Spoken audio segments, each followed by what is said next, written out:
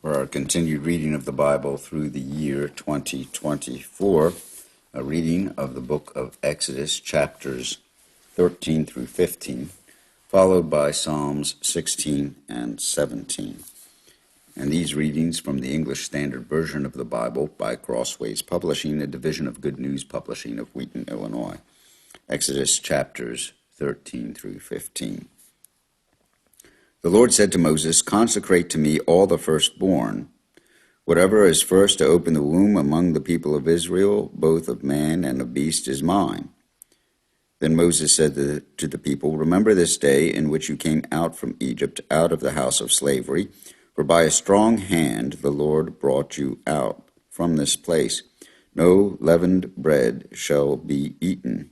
Today, in the month of Abib, you are going out. And when the Lord brings you into the land of the Canaanites, the Hittites, the Amorites, the Hivites, and the Jebusites, which he swore to your fathers to give you, a land flowing with milk and honey, you shall keep this service in this month. 7 days you shall eat unleavened bread, and on the seventh day there shall be a feast to the Lord. Unleavened bread shall be eaten for 7 days. No leavened bread shall be seen with you, and no leaven shall be seen with you in all your territory.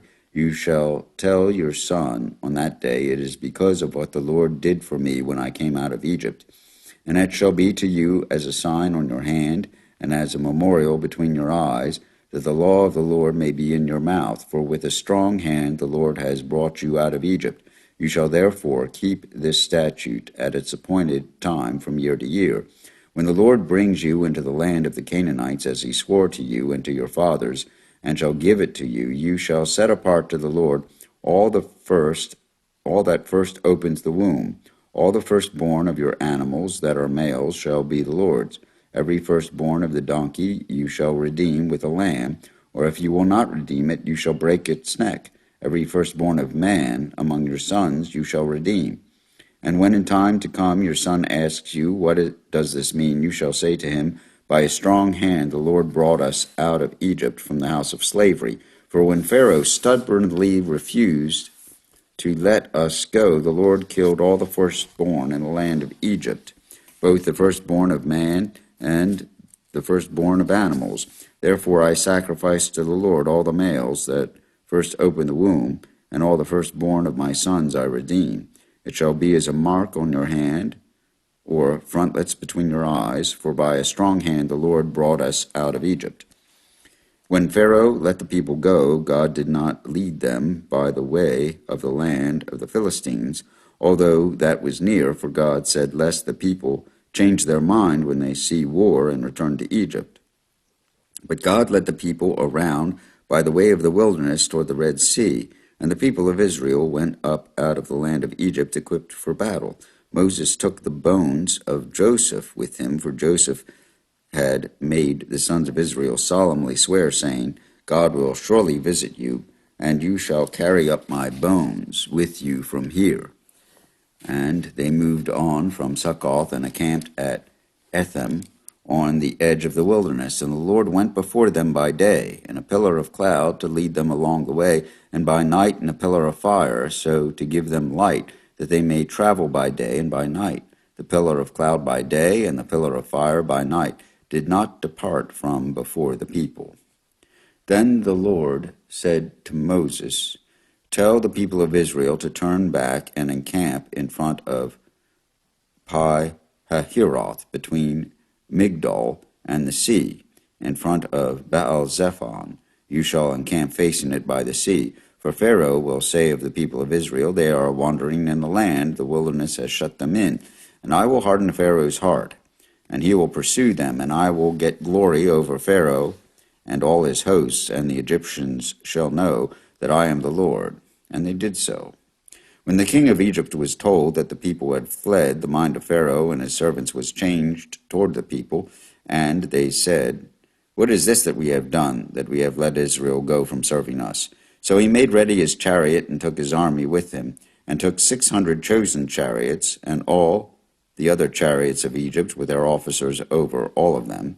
And the Lord hardened the heart of Pharaoh, king of Egypt, and he pursued the people of Israel. While the people of Israel were going out defiantly, the Egyptians pursued them all Pharaoh's horses and chariots and his horsemen and his army, and overtook them and encamped by the sea by Pi-hahiroth in front of Baal-zephon.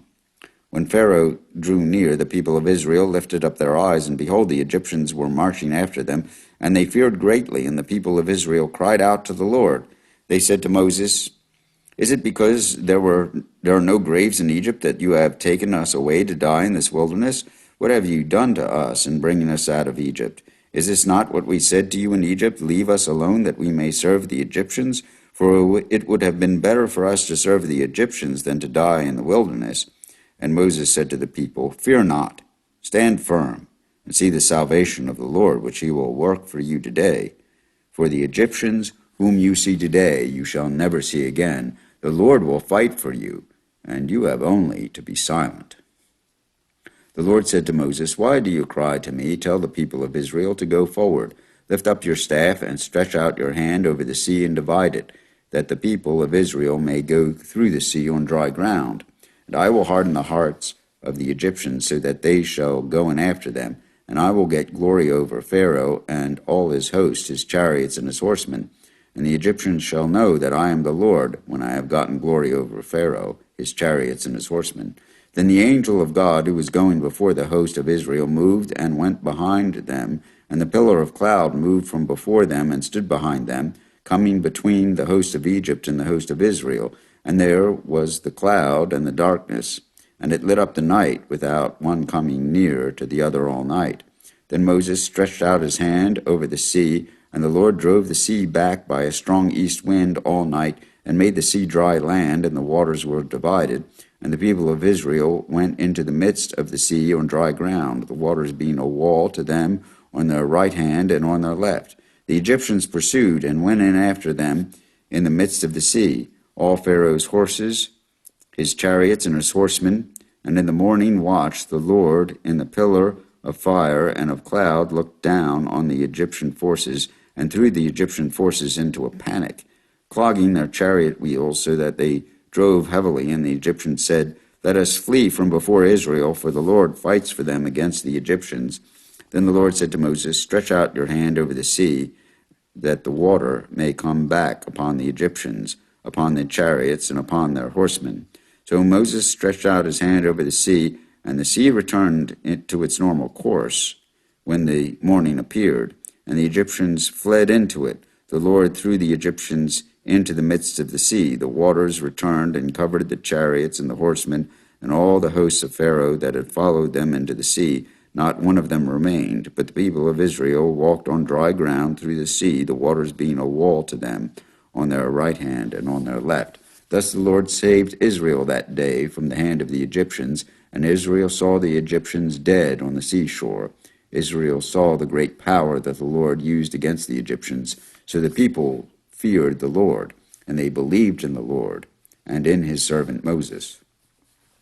Then Moses and the people of Israel sang this song to the Lord, saying, "I will sing to the Lord, for he has triumphed gloriously. The horse and his rider he has thrown into the sea. The Lord is my strength and my song, and he has become my salvation. This is my God, and I will praise him, my father's God, and I will exalt him. The Lord is a man of war, the Lord is his name. Pharaoh's chariots and his hosts he cast into the sea, and his chosen officers were sunk in the Red Sea. The floods covered them. They went down into the depths like a stone. Your right hand, O Lord, glorious in power. Your right hand, O Lord, shatters the enemy. In the greatness of your majesty, you overthrow your adversaries. You send out your fury. It consumes them like stubble. At the blast of your nostrils, the waters piled up. The floods stood up in a heap. The deeps congealed in the heart of the sea. The enemy said, I will pursue, I will overtake, I will divide the spoil. My desire shall have its fill of them. I will draw my sword. My hand shall destroy them.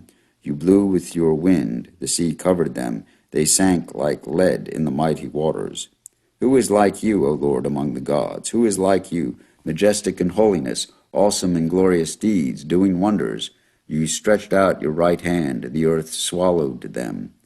You have led in your steadfast love the people whom you have redeemed. You have guided them by your strength to your holy abode.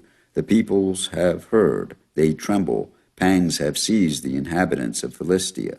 Now are the chiefs of Edom dismayed. Trembling seizes the leaders of Moab. All the inhabitants of Canaan have melted away. Terror and dread fall upon them because of the greatness of your arm. They are still as a stone, till your people, O Lord, pass by. Till your people pass by, whom you have purchased. You will bring them in and plant them on your own mountain, the place, O Lord, which you have made for your abode, the sanctuary, O Lord, which your hands have established. The Lord will reign forever and ever. For when the horses of Pharaoh with his chariots and his horsemen went into the sea, the Lord brought back the waters of the sea upon them, but the people of Israel walked on dry ground in the midst of the sea. Then Miriam the prophetess, the sister of Aaron, took a tambourine in her hand, and all the women went out after her with tambourines and dancing. And Miriam sang to them, Sing to the Lord, for he has triumphed gloriously. The horse and his rider he has thrown into the sea. Then Moses made Israel set out from the Red Sea, and they went into the wilderness of Shur. They went 3 days in the wilderness and found no water. When they came to Marah, they could not drink the water of Marah, because it was bitter, therefore it was named Marah. And the people grumbled against Moses, saying, What shall we drink? And he cried to the Lord, and the Lord showed him a log. And he threw it into the water, and the water became sweet. There the Lord made for them a statute and a rule, and there he tested them, saying, If you will diligently listen to the voice of the Lord your God, and do that which is right in his eyes, and give ear to his commandments, and keep his statutes, I will put none of the diseases on you that I put on the Egyptians, for I am the Lord your healer. Then they came to Elim, where there were 12 springs of water, and 70 palm trees, and they encamped there by the water. Here ends Exodus chapters 13 through 15. Psalm 16 and 17. Preserve me, O God, for in you I take refuge. I say to the Lord, You are my Lord, I have no good apart from you. As for the saints in the land, they are the excellent ones, in whom is all my delight. The sorrows of those who run after another god shall multiply. Their drink offerings of blood I will not pour out, or take their names on my lips. The Lord is my chosen portion, and my cup. You hold my lot. The lines have fallen for me in pleasant places.